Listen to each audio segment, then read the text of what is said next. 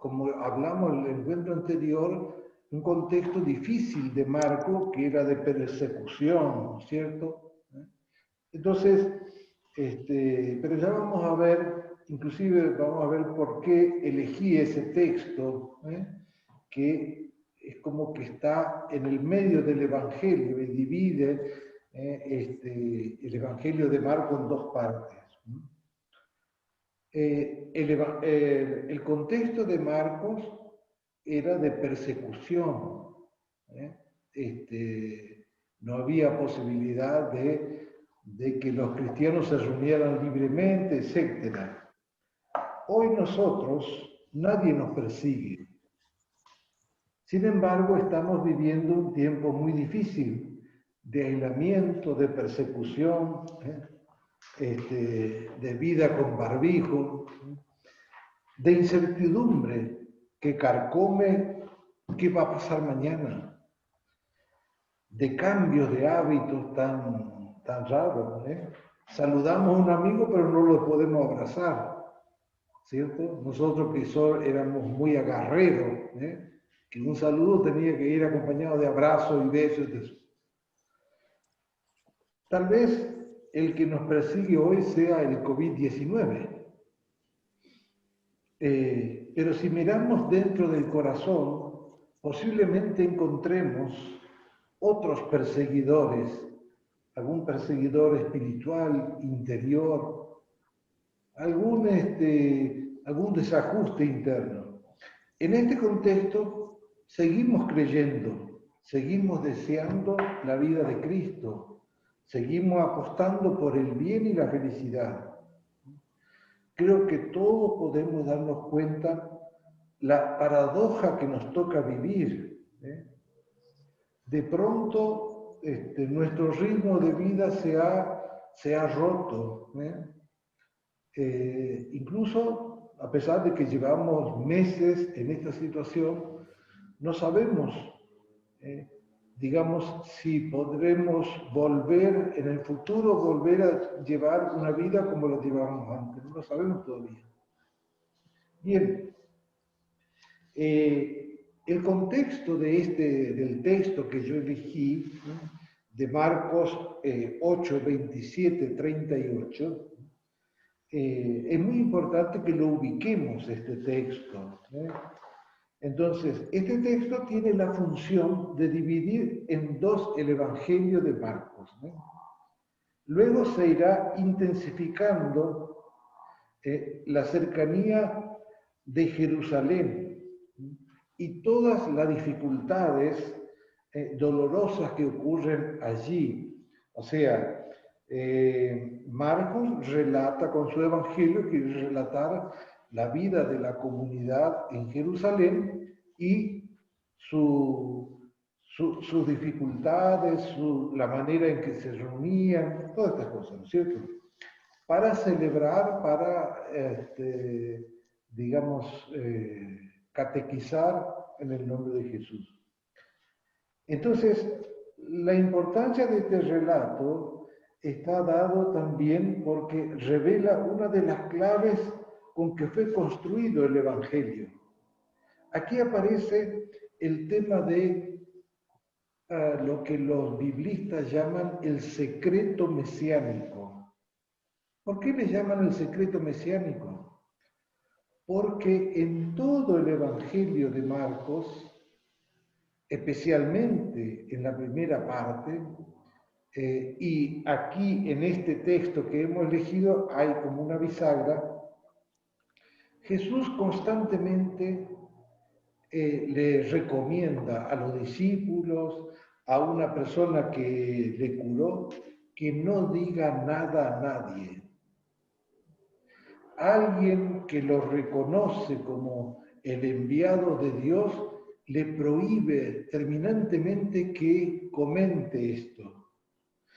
A alguien que cura le dice, no lo digas a nadie, vete a tu casa. Cuando, por ejemplo, Mateo dice, anda a presentarte al sacerdote, decirle lo que te ha ocurrido. Acá Marcos dice, cerrada la boca no se habla del tema. O sea, cada vez que Jesús hace una manifestación de su ser hijo de Dios, así como el Evangelio de Marcos en los primeros versículos anuncia el reino de Dios. El reino de Dios está cerca. Sin embargo, constantemente parecería que no se puede hablar del tema. El secreto mesiánico lo llama. Este secreto tiene una connotación teológica y política, porque se da la connotación teológica está dada porque en Israel hay una concepción del Mesías, ¿no? El ungido, el enviado, el que va a restaurar la vida de Israel. Pero también en esa época, en la época de la vida de Jesús, esta concepción está teñida por una cuestión política, porque en ese contexto el pueblo estaba oprimido por la ocupación romana y entonces le agregaron a la tarea del Mesías que iba a desalojar a los romanos para volver a tener la libertad del gobierno pleno de Israel. Entonces, hay una cuestión religiosa y una cuestión política en el contexto de la visión que hay sobre el Mesías. Por otro lado, el Mesías revela un dato paradójico, desconcertante. La vida cristiana es vida de transformación, transformar la cruz en esperanza, ver el dolor como el inicio de un nuevo don, las dificultades como una oportunidad.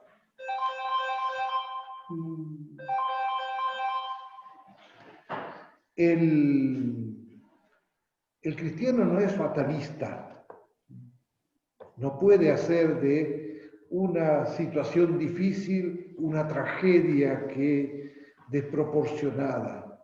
¿Por qué? Porque tiene una visión particular del dolor, de la situación difícil. Entonces,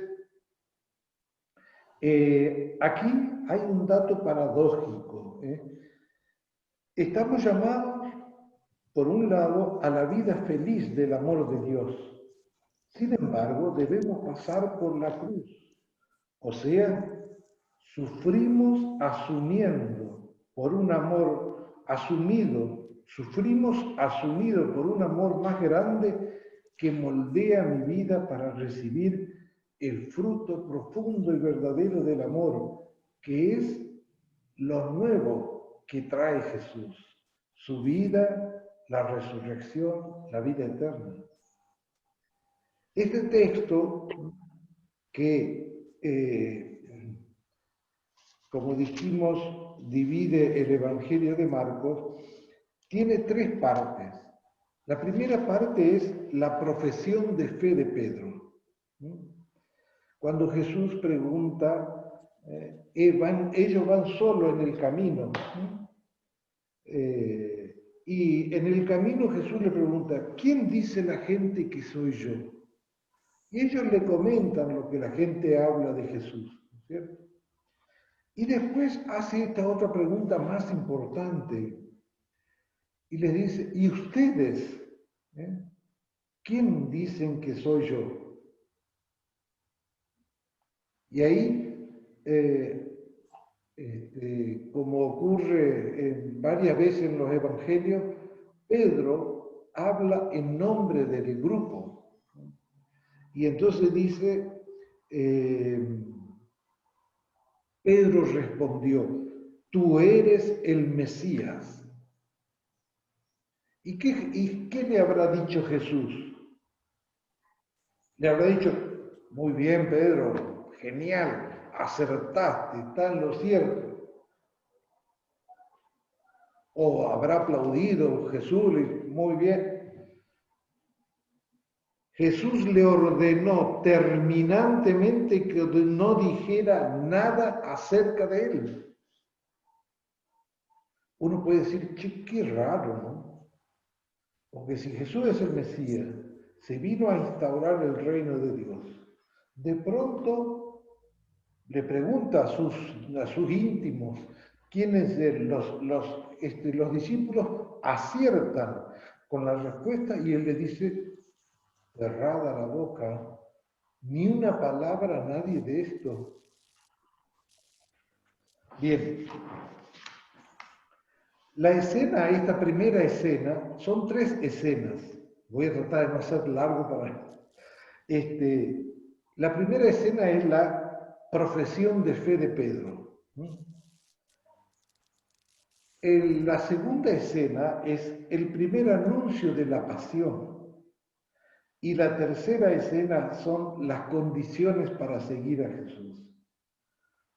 Y en estos temas aparece la característica de Marcos, como hablábamos el otro día, que constantemente está revelando que habla a paganos, a no judíos, cristianos que no son descendientes de judíos, que habla en un contexto de persecución.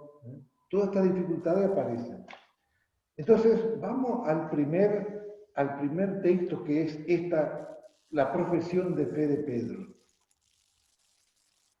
En el camino, el escenario es un camino.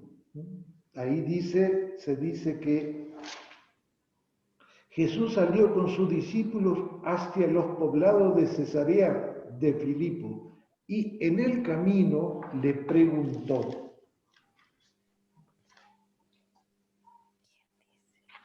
Ustedes saben de que antiguamente un nombre que a mí me gusta muchísimo, que se utilizaba para designar a los cristianos, era los del camino. Los cristianos son los del camino. ¿Por qué? Porque ser cristiano es seguir a Jesús. No es quedarse detenido en el tiempo y en el lugar con Jesús. No, es caminar.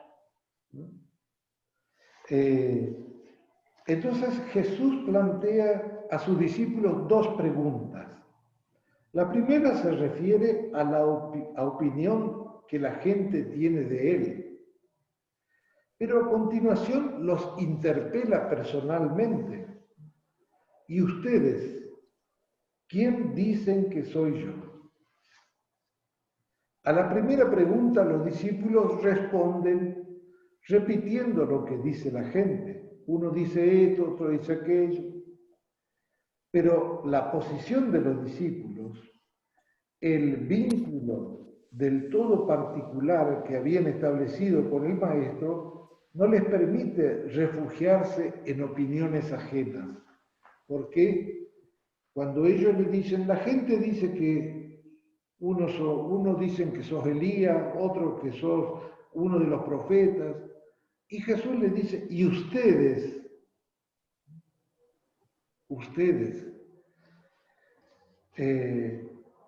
Entonces, por lo tanto, cambia el eje de la pregunta, ¿no es cierto? Ellos han compartido con Jesús, lo conocen, saben de sus gustos, de sus costumbres.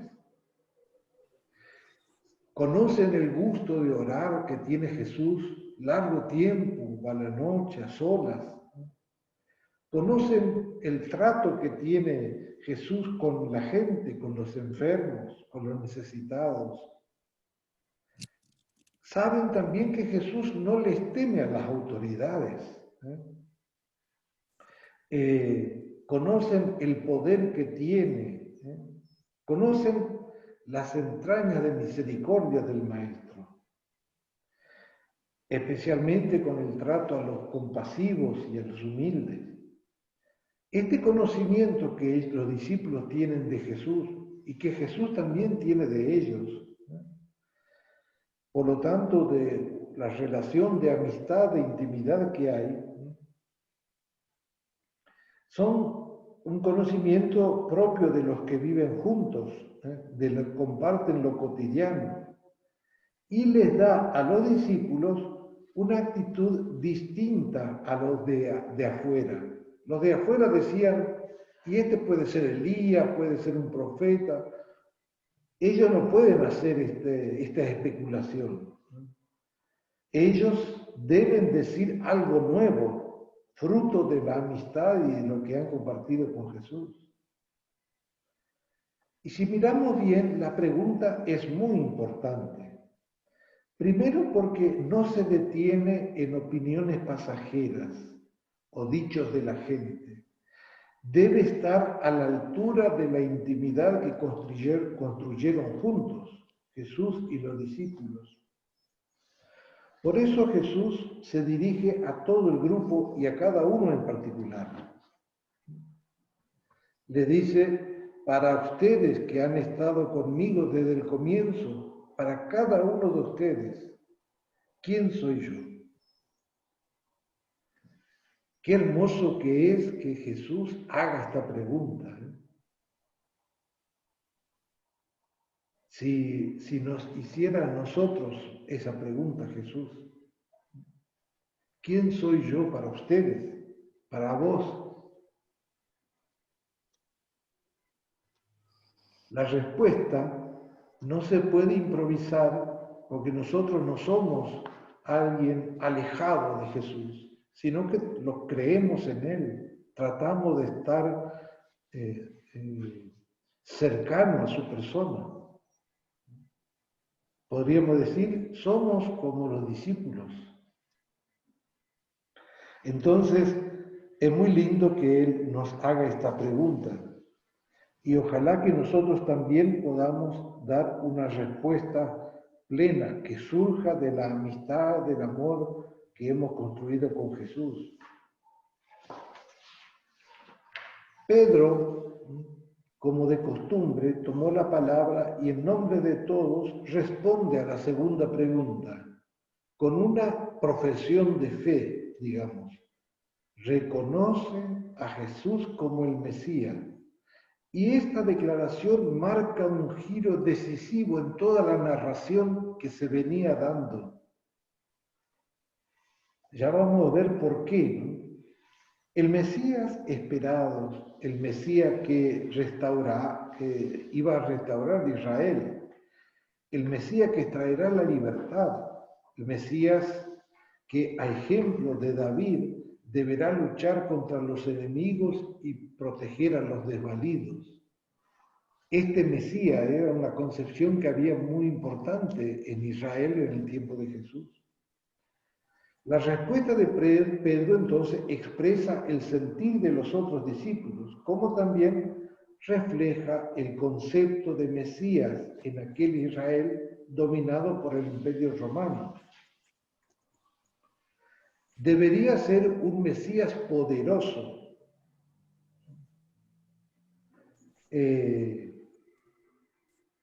que también ayude a desalojar al Imperio Romano, para que se vuelva a restaurar el ideal de país en Israel. Entonces la respuesta de Pedro explica una actitud rara de Jesús, la de imponer silencio a los que son curados, a los que se animan a llamarle hijos de Dios. Lo que los estudiosos han llamado el secreto mesiánico. Jesús le dice, no digas a nadie. Aquí lo dice exclusivamente a Pedro y a los discípulos. Le ordenó terminantemente que no dijeran nada a nadie. Lo que él era debía seguir manteniéndose en secreto. Por esto, Jesús le impone silencio a Pedro, porque también había una distorsión, una concepción distorsionada del Mesías, una concepción meramente política. El Mesías iba a venir, iba a sacar a los romanos y iba a restaurar el Israel que Dios ha querido siempre. Pero eso era tal vez una parte de las posibilidades del Mesías. Por esto Jesús le impone silencio a Pedro. Hay algo extraño en esa orden de Jesús. ¿Cómo puede ser que una buena noticia como la llegada del Mesías deba ser callada? ¿Cuál es el sentido de este silencio? Tanta espera de tantos siglos en Israel para terminar callando la buena noticia. Estas preguntas son importantes para poder comprender las respuestas de Jesús. Incluso son importantes de que nos hagamos hoy, en especial en el contexto de pandemia que nos acecha. ¿Cuántas personas no se han preguntado dónde está Dios en este contexto? ¿Por qué Dios permite esto? Incluso que no podamos reunirnos para celebrar su vida, para alabarlo, no podemos ir a misa. Para comprender la respuesta de Dios debemos preparar la mente y el corazón para la paradoja, lo sorprendente, el contrasentido. Bueno, ahora pasamos al segundo tema, que es el primer anuncio de la pasión, que va del versículo 31 al 33. ¿No? Y allí, ¿qué dice Jesús allí? Jesús con su discípulo en el camino le comenzó a enseñar, dice, comenzó a enseñarles que el verdadero Mesías tenía otro rostro, otros planes, distintos de los que ellos creían. El Hijo del Hombre debía sufrir mucho, ser rechazado por los ancianos, los sumos sacerdotes y los escribas. Debía ser condenado a muerte y resucitar después de 3 días.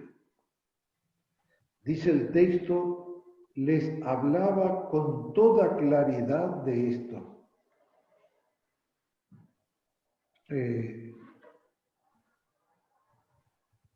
Los discípulos muy bien podían decir, pero al final, ¿en qué quedamos? ¿Para qué esta espera tan grande y esta alegría tan grande de encontrarnos con el Mesías si va a terminar de esta manera?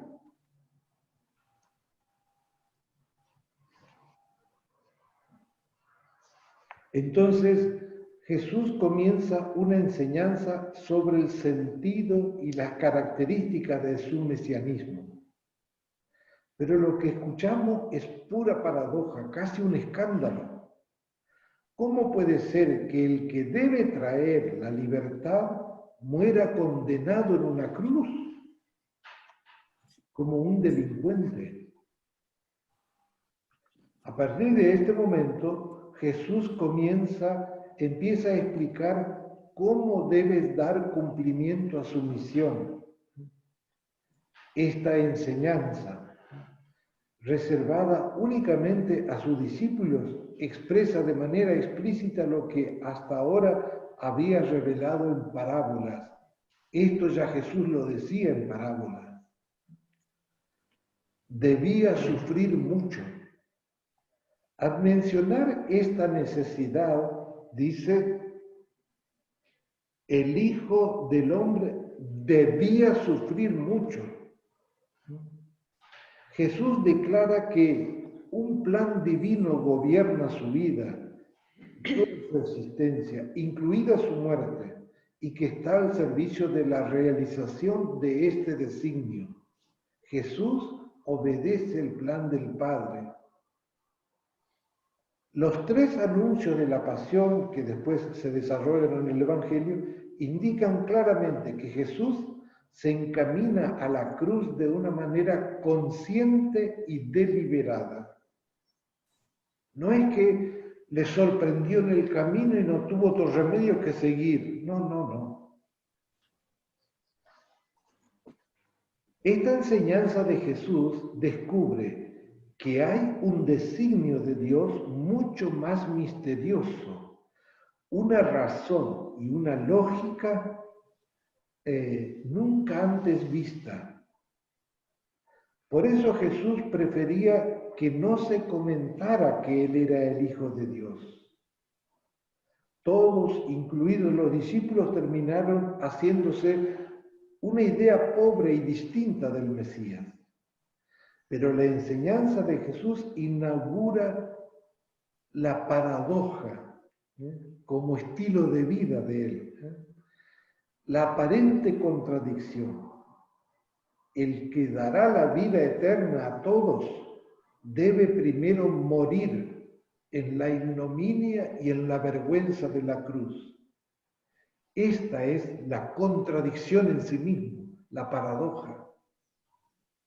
Parecería un contrasentido, ¿no es cierto? Sí. Si este trae la vida para todos los hombres, para todos los tiempos, sin embargo, debe padecer él primero la muerte. Y para graficar esta paradójica y escándalo, Pedro aporta una nota singular. Pedro, llevándolo aparte, comenzó a reprenderlo, dice el texto, ¿no? Y la respuesta de Jesús fue contundente: retírate, ve detrás de mí, Satanás. O sea, te conviertes en enemigo de Dios si quieres apartarme de este designio de la voluntad de Dios. Jesús termina esta corrección a Pedro con una frase que deberíamos tenerla cada día en el corazón. Porque dice, porque tus pensamientos no son los de Dios, sino de los hombres. Y entonces podemos volver a escuchar la pregunta de Jesús. Ustedes, vos, ¿qué dicen de Jesús? ¿Quién dicen que es Él? En Jesús estaba esta decisión misteriosa, profunda, de que debía seguir el designio de Dios. Un designio de Dios que no estaba en la lógica humana, sino en la lógica misteriosa de Dios. Y por eso tenía que morir en una cruz. San Pablo dirá, Él pagó nuestra deuda. Digo, de modo que nosotros no le debemos nada más al pecado. Esa deuda está pagada con la vida del Hijo de Dios. E incluso podríamos decir, nosotros fuimos comprados por el pago que realizó Jesús. Él levantó nuestra deuda. Por eso que ante Dios nosotros no tenemos ninguna deuda. Somos hijos libres, porque el Hijo verdadero vino al mundo a pagar el rescate definitivo nuestro. Bien, seguimos un pasito más en el tercer momento del texto, las condiciones para seguir a Jesús, que se relata a continuación del versículo 34 al 38. En el versículo 34 parece que el contexto cambia. Ya no están solo los discípulos con Jesús, sino una multitud. Dice, entonces Jesús, llamando llamando a la multitud junto con los discípulos, porque antes se había dicho que Jesús y los discípulos iban caminando solos. Entonces da una enseñanza esencial que está en el corazón de la fe cristiana. Las condiciones para seguir a Jesús, o sea, para ser discípulos suyos, para estar junto con Él, para recibir su enseñanza, ser testigos de su poder, recibir su amor, el perdón que Él da. Y entonces enumera las condiciones. Todos las conocemos. Sin embargo, me permito decir, todos muchas veces la pasamos de largo. A veces hacemos como que no sabemos. A veces las olvidamos, las condiciones. Recordemos que estas condiciones entran en vigencia allí, ante Pedro y los discípulos y ante la multitud. Y desde ese momento permanecen en vigencia plenamente hasta hoy. Jamás en la Iglesia se ha decretado su prescripción. No existe vida cristiana que pueda entrar en comunión con Jesús sin hacer viva estas condiciones. Son difíciles, son costosas, son duras, muchas veces nos lastiman, todo eso es cierto y verdadero. El que quiera seguir a Jesús por una autopista llena de flores simplemente se engaña y está yendo derecho a la ruina, porque esa autopista no existe en la vida cristiana. ¿Cuáles son estas condiciones? Podemos decir que son 4. La primera, el que quiera venir detrás de mí.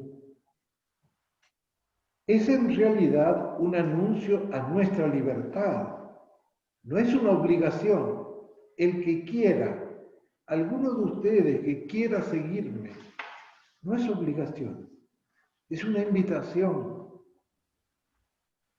Quiere decir que Jesús libremente está hablando con personas libres, le está hablando a la conciencia y a la libertad de la persona.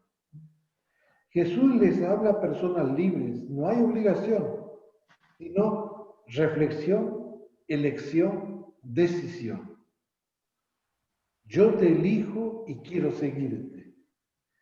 Luego descubriré, sorprendido, que tú, Jesús, me habías elegido antes, incluso antes de los tiempos, y esa elección es tan viva y real que hoy sigue vigente. A cada uno de nosotros Jesús nos eligió primero, dice San Juan, antes que nosotros siquiera existiéramos. Sin embargo, esa eterna elección respeta mi elección temporal. Después, en algún momento yo tengo que decir, te elijo, te sigo. Si no respondo a eso, no pasa nada, porque dice, el que quiera venir dentro. La segunda condición. Pero para seguir a Jesús debo ponerlo en el centro de mi corazón. Jesús no me llama a hacer algunas cosas, a que yo aprenda un oficio y que sea bueno en ese oficio. Me llama a una relación de intimidad, de amistad profunda. Ya no les llamo amigos, no les llamo siervos, sino amigos. Y es tan amigo nuestro que dio su vida por nosotros. De modo que si Jesús no está en el centro de nuestro corazón cuando lo elegimos, por eso dice aquí la segunda condición, el que quiera venir detrás de mí, que renuncie a sí mismo. Es como si dijéramos, o sea, literalmente nadie puede renunciar a una identidad, ¿cierto? No puede convertirse en nada. Jesús no está diciendo esto, sino que renuncie a sí mismo quiere decir, quiero estar en el centro de tu vida. Si vos querés seguirme, poneme en el centro de tu vida, que yo esté allí. No a un costado, no que yo te elijo, pero cuando me queda tiempo. Yo te elijo y te doy el tiempito que me queda al final del día, muerto de cansado. No, no, no. En el centro del corazón. En el centro de mi vida, en el centro de mis afectos, en el centro de mis decisiones, en el centro de mi modo de pensar y de relacionarme con el prójimo. Cada relación, cada encuentro con otra persona refleja mi ser cristiano, refleja si en el centro mío está Cristo o no. En tercer lugar, la tercera condición, pero parece que no es suficiente renunciar a sí mismo. Al Maestro lo sigo por el camino que Él inauguró y sigue abierto para todos. Y nos dice, el que quiera seguirme, que cargue su cruz y me siga. Y ahí ya se pone embromado la cosa. Uno cuando escucha esta condición, uno dice, sí, sí, está bien. Vuelvo otro día. Vuelvo otro día para ver esta oferta que hay acá. No, no. ¿De qué cruz está hablando? No de la que él sufrió. Ya no vivimos en tiempo de persecución. Ahora podemos decirlo de cualquier manera, aún por los medios sociales. Soy cristiano, estoy contento, soy cristiano, no me va a pasar nada. En la Roma del Evangelio de Marcos, eso no se podía decir, porque te costaba la vida. Ahora es distinto, parecería que no hay problema. Nadie nos llevará a la cárcel por declararnos cristianos.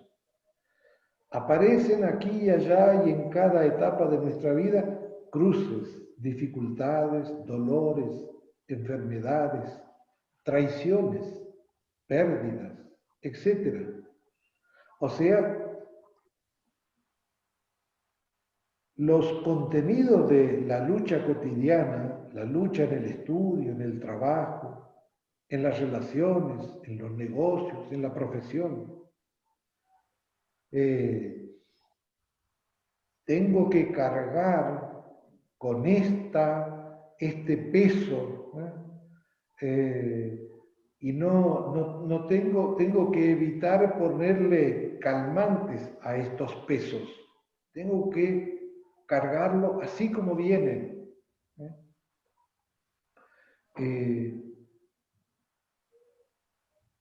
Todas estas cruces que debemos cargar darán una característica a mi vida y será como un termómetro para mi fe.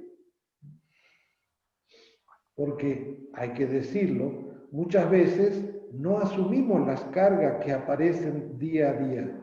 Y por otro lado están las cruces inventadas, las cruces que creemos que es una cruz, pero no lo es. Es un reflejo interior de mi psicología, de mis defectos interiores, pero no una cruz real. Sabemos claramente que no hay vida cristiana que seguir al que dijo, yo soy el camino, la verdad y la vida. La única vida cristiana es seguir a Jesús, al verdadero, personal y único Jesús, no una idea. Y seguirlo significa asumir su evangelio, sus bienaventuranzas. En cuarto lugar, Jesús hace como un comentario referido a que hay decisiones que no están en las manos del hombre. A partir del versículo 35. No hay personas que puedan generar una especie de salvación que lo aísle de todo peligro y deterioro. El que quiera salvar su vida la perderá, dice Jesús. Por otro lado, la verdad de que el hombre no puede dar nada a cambio de su vida, no puede comprar más vida. ¿Qué podrá dar el hombre a cambio de su vida? Estos comentarios de Jesús nos ayudan a comprender el valor de la vida, el valor del otro para crecer, y que gastar gran parte de mi vida para conquistar bienes en algún momento hará que surja una pregunta que derrumba todo. ¿Y para qué me he consumido para esto? Sabemos que nadie puede comprar una porción más de vida, tanto de vida biológica, pero también la vida más profunda, la vida espiritual, la vida de unión con Dios. ¿Por qué? Porque esa vida ya está dada en realidad. En el bautismo nosotros fuimos engendrados, herederos, convertidos en herederos de esa vida nueva. Somos portadores de esa vida nueva. Entonces, las condiciones para seguir a Jesús también está sacarnos este peso de que nosotros tenemos que vivir para el don que Dios nos dio. No es que tenemos que ir a la conquista de la vida eterna que generamos nosotros. Entonces, estos tres textos nos hablan de la comunidad de Marcos, nos hablan del contexto que vive Marcos, y me pareció muy actuales, porque nosotros vivimos, especialmente en este contexto, después, a raíz de la pandemia, en un contexto que podríamos llamarlo de persecución, de limitación. Y entonces tendríamos fácilmente que poder respondernos, preguntarnos y encontrar la respuesta en estos textos, ¿no?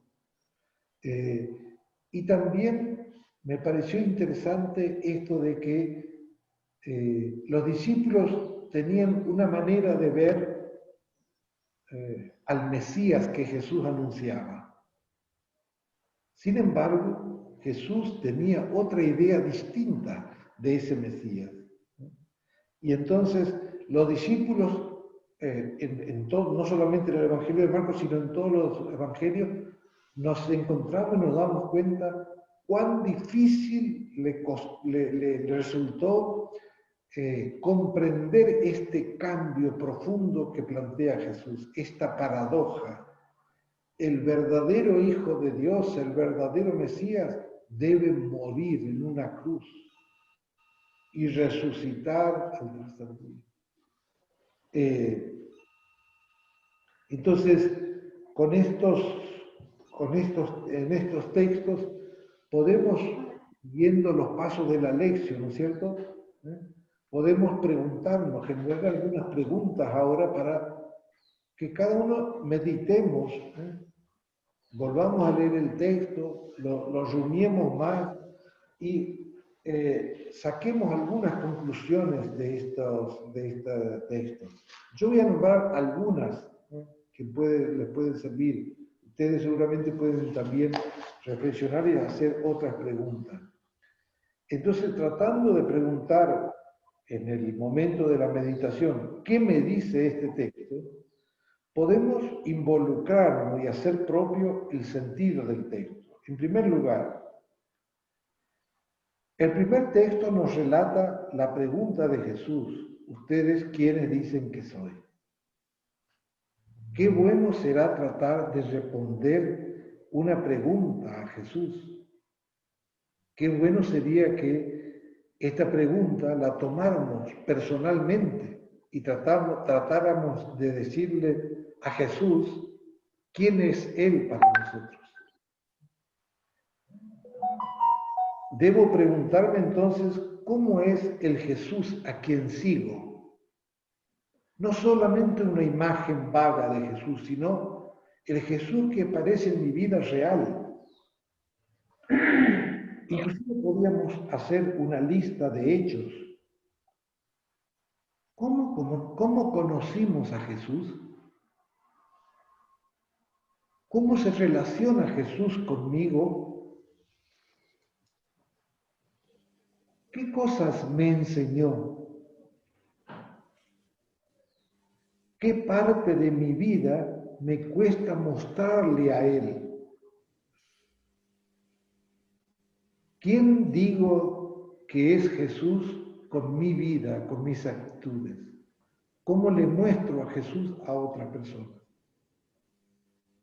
Entonces, Jesús en el texto pregunta: ¿y ustedes quiénes dicen que soy?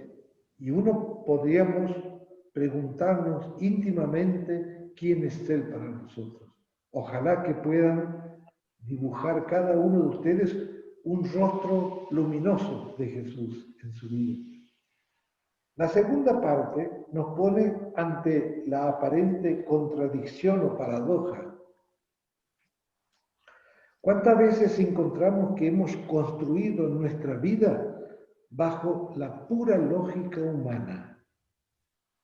Pero cuando aparece algo inesperado y si es doloroso, peor aún, nos damos cuenta que esa vida le faltaba algo, que para tuviera verdadero sentido debía incluir lo que no depende de mí, lo que no manejo, lo que viene de lo alto, lo que viene de Dios. La cruz debería dejar de significar sufrimiento para ser una puerta al ingreso con Jesús. Y podríamos preguntar, ¿integro a mis criterios de vida esa paradoja? ¿Qué hago con las contradicciones que me aparecen en la vida? No esas grandes contradicciones que cambian de pronto la vida, sino las pequeñas y también las grandes. ¿Cómo las asumo?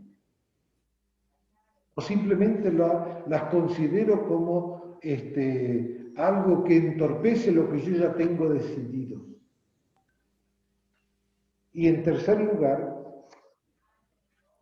podríamos decir, somos personas en camino.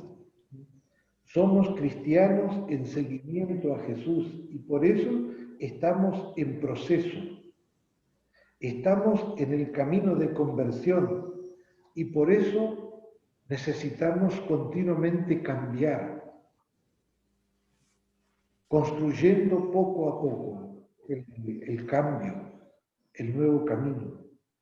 También podemos tener experiencia o conocer personas que van negando o huyendo de las cruces que aparecen en la vida. Y dos preguntas podemos hacernos. ¿Qué hay en el centro de mi vida?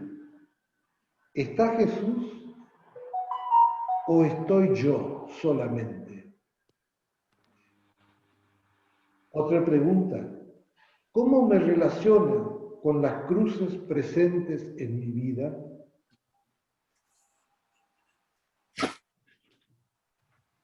Bien, entonces, si volvemos a leer el texto y a reflexionar sobre esto, seguramente que cada uno podrá sacar un mensaje, una enseñanza, una palabra particular, ¿no es cierto? Y después de este momento, para que la lección sea correcta, debería haber un momento de oración, que yo les sugiero que ustedes lo hagan, después de la lectura, para responder preguntas, fíjense, tan importantes, incluso tan fáciles de percibir, ¿no? Bueno, si alguien quiere comentar o compartir algo o hacer alguna pregunta, estoy escuchando.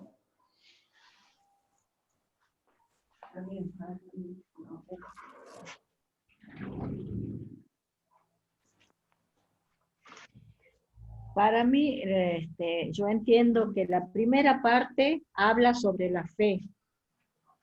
Y cuando él pregunta quién soy, para mí es mi padre.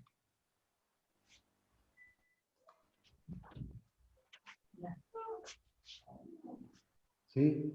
Uno podría decir, bueno, es padre, pero también es hermano, es amigo, también es mi pastor, también es mi médico que me sana, también es el que acompaña mis dudas, mis desánimos, ¿no? Es el que, como los discípulos de Maús, es el que hace arder el corazón, ¿no? Cuando nos explica las escrituras. Sí. Es mi todo entonces. ¿Qué otra pregunta? Es lo que yo siento, entiendo. Sí. El, Sí. el concepto de el secreto mesiánico se explica desde la connotación teológica y política, es por o cuál sería porque claro, es como paradójico, ¿no? Vengo a ser el Mesías, pero estoy escondido. Vengo a salvarlos, pero no digan nada. Y a paso, entonces, pero es como que no llegó el tiempo, es cuestión de timing. Esperen, cuando llegue el momento, recién se develará el secreto. Es por un momento de tiempo, de timing, por los aspectos políticos, teológicos, o no logro terminar de completar, de cerrar la idea del secreto mesiánico.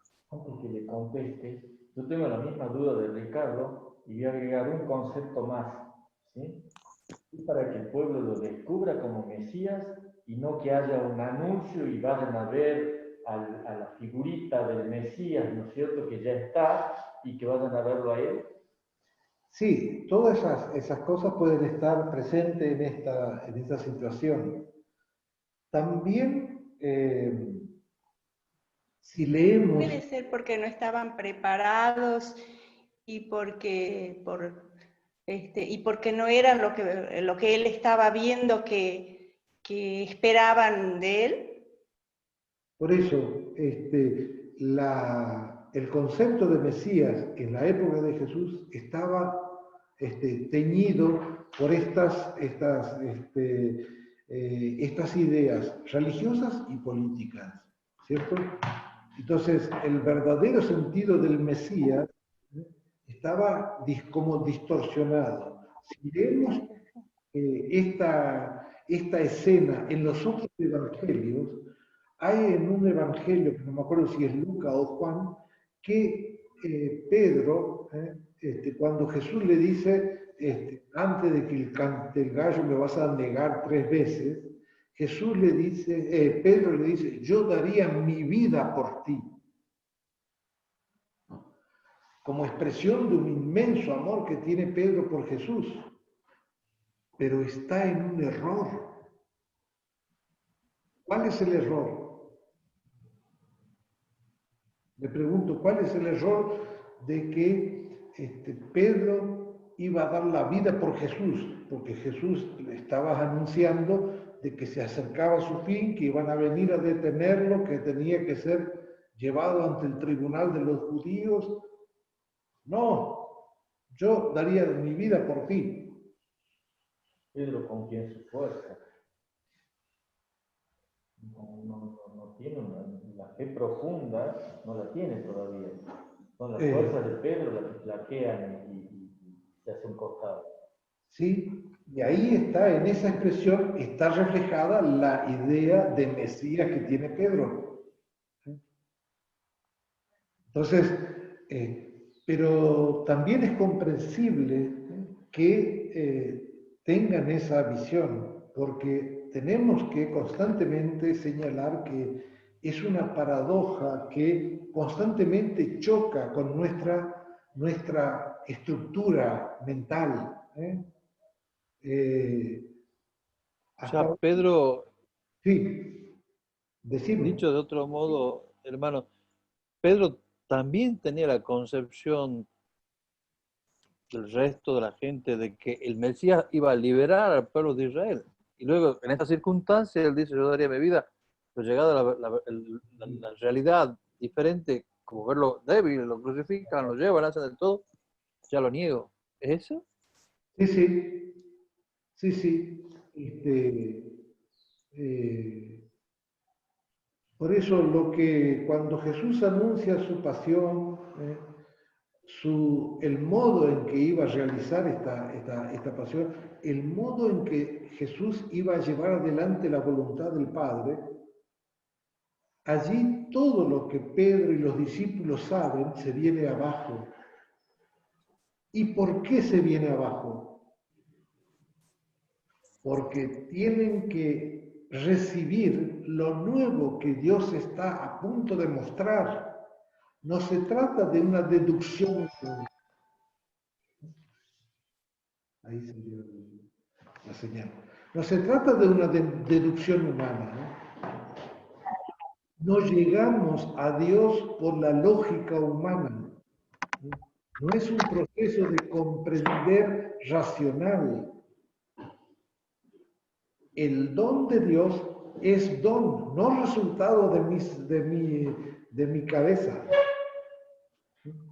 Aparte, yo veo una cosa muy importante, que en realidad el mensaje de Cristo es mucho más fuerte y grande que liberar al pueblo de Israel de la presión de los romanos.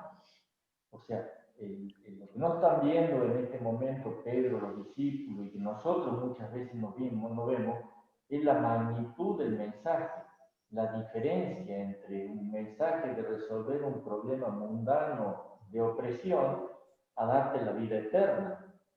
Entonces, esa diferencia de mensaje es lo que a mí me parece que los discípulos no llegan a ver y Jesús trata de transmitírsela.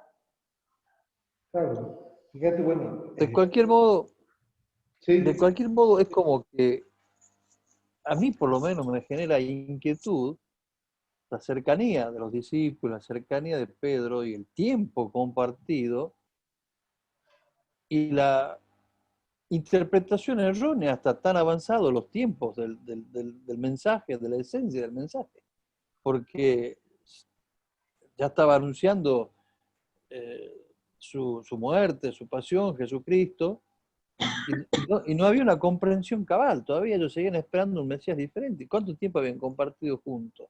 ¿Cuántos mensajes habían compartido? ¿Cuántas cosas más tenían que pasar? Si bien no era desde el intelecto se entiende la comprensión, sino que era desde otro tipo, de lo espiritual, esa suerte de comprensión, pero es como que estaba muy avanzado ya los tiempos y haber compartido tantos hechos, tantas situaciones, tantos momentos y no entenderlo. por eso, pero porque no es un concepto a entender, no es un concepto que se dirige a mi comprender. Es un misterio que se dirige a mi fe. Porque, por ejemplo, el dato de la resurrección no es un dato para constatar. No es que yo creo en la resurrección porque le vi a Jesús vivo otra vez. No, señor. El dato de la resurrección es un dato de fe. Debo aceptar que es así. Por eso, esto que resultaba tan difícil a los discípulos de comprender las características del mesianismo que traía Jesús, se sigue repitiendo hoy. ¿Cuántos cristianos, llamados cristianos, todavía nos cuesta sobrepasar esta paradoja para encontrarnos con la verdad de Jesús? ¿Cuántas veces decimos a raíz de algo que nos está pasando, pero es un castigo de Dios, pero no comprendemos por qué me viene esto si yo trato de hacer bien todas las cosas? Constantemente la vida de Jesús y especialmente lo que Él ofrece. Porque cuando Jesús dice, el que quiera seguirme, que se niega a sí mismo y hace la lista y uno dice, oh, che, qué pesado que es, cuesta mucho. Pero ¿sabe por qué cuesta mucho? No. Porque te va a dar no el doble, sino muchísimo más.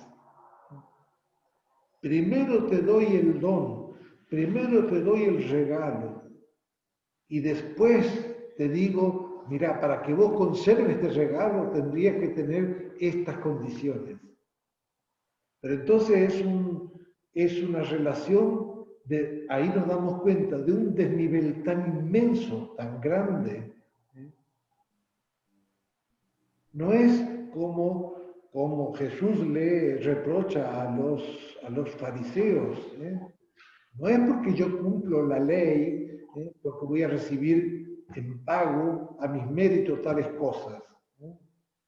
No es como el fariseo que decía, yo no soy como ese que está ahí, que es un pecador y está arrodillado pidiendo perdón. Yo cumplo todo. Bueno, ese que él decía, yo cumplo todo, no va a entrar al reino de los cielos.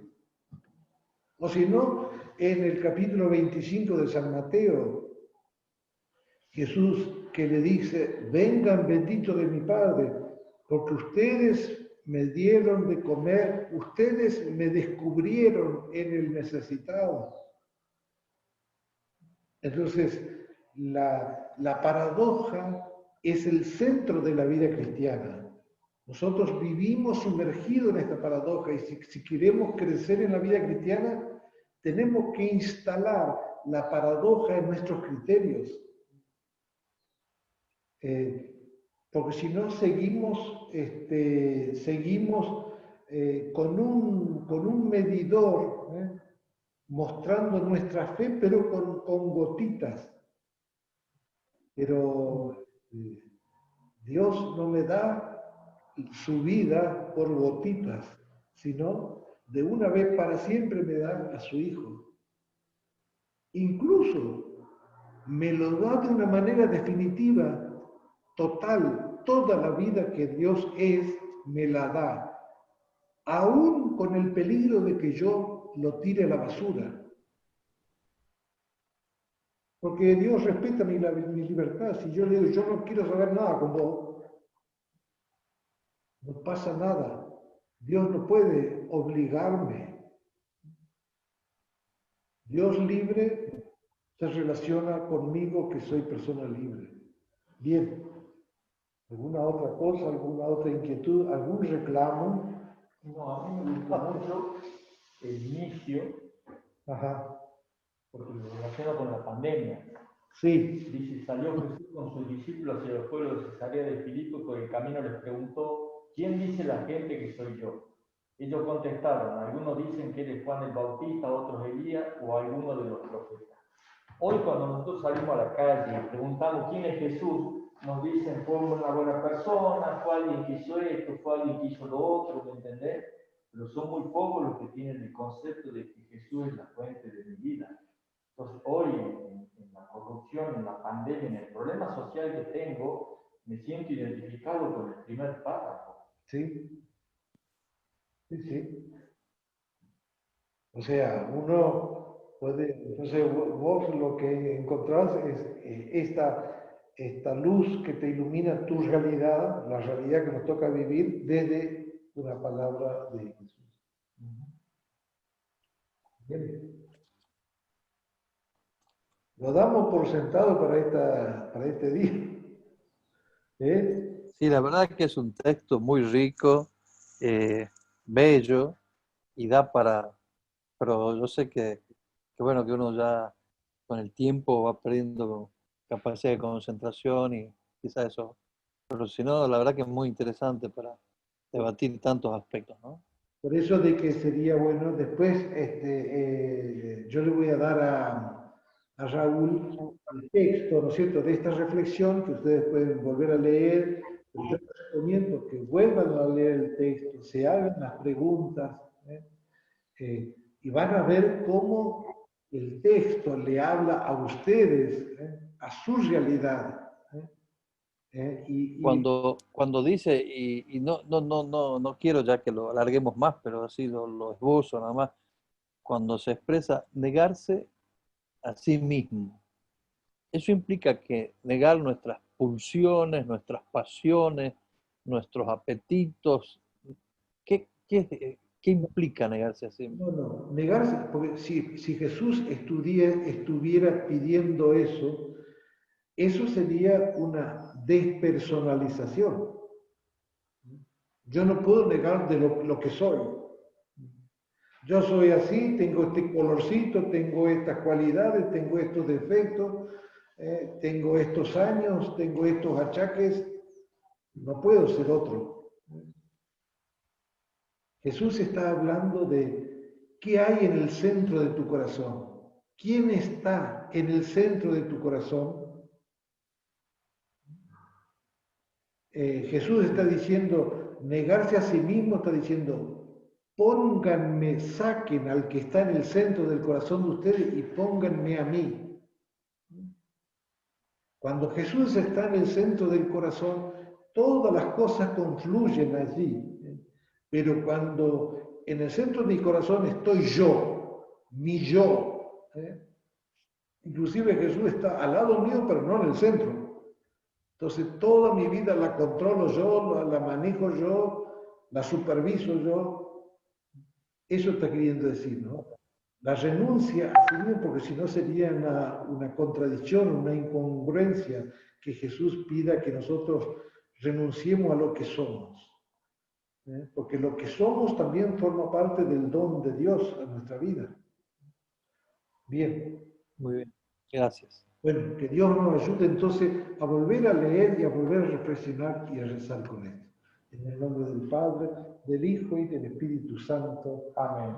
Muchas gracias, Muchas gracias. Gracias a usted, hermano. Gracias a usted, hermano, El gusto, gracias por el tiempo de todos ustedes. por el tiempo y bueno, trabajo para la casa. Mucho trabajo. El apunte a Raúl y otros textos también que especialmente Ricardo te va a interesar a vos. Gracias. Raulito, después te quiero decir por lo que me expresaste de lo del ingenio, yo después te voy a aconsejar, quizás debieras tomar unas gotitas que yo después te voy a... Después hablamos, ¿ah? Dale, Ricardo, dale. Tengo que ir a verte lo mismo, así que ya vamos a hablar. Bueno, fuerte abrazo. Ha sido un gusto. Un Hasta gusto. luego. Hasta la próxima. Gracias. Muchas gracias. Gracias. Que Dios lo bendiga.